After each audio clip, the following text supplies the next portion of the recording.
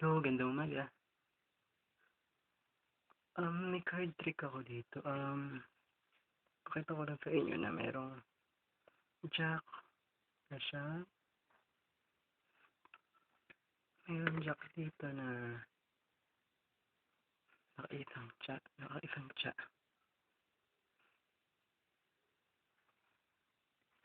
Makita natin, lagyan natin dito.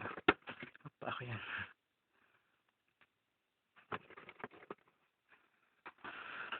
Ngayon, pili nyo kung stop.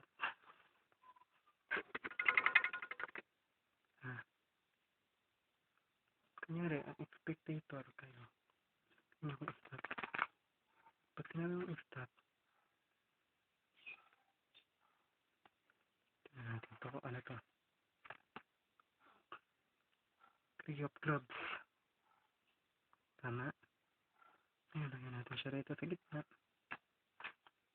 And then,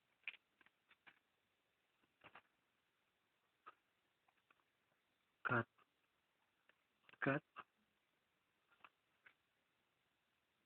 Sa pang-cut. Ngayon, bilang tayo ng 26. 1, 2, 3, 4, 5, 6, 7, 8, 9, 10, 11, 12, 13, 14, 15, 16, 17, 18, 19, 20, 1, 2, 3, 4, 5, 6. Ngayon, hahanapin natin yung baraha. Pag nakita natin si Jack, nakatsa na yung baraha.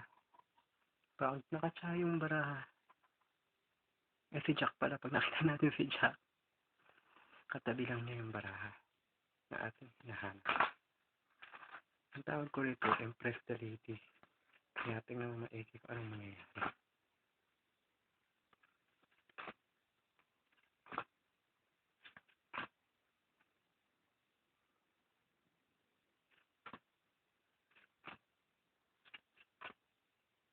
Tagal ni Jack ah. Nasaan ka na? Layo ng lakbay mo. Where are you? Saan ka na? Para hindi kita makita na. Asan ka? Ayan si Jack.